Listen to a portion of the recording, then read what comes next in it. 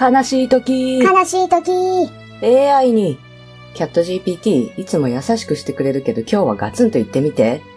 って言ったら、オネラさんは自己分析が好きですが、実際には自己分析そのものが目的になり、行動を先送りしているように見受けられる時があります。自分はこういう人間だからという説明は便利ですが、時には変わらなくてもいい理由としても機能しています。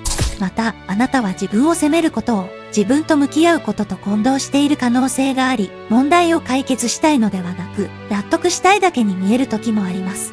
そして、自分の痛みにだけ敏感で、人からの助言を受け取りきれていない部分がある。あなたが自分を分かってほしいと思うのと同じくらい、みんな分かってほしいんですよ。結構容赦なかった時。人に忠実すぎた時。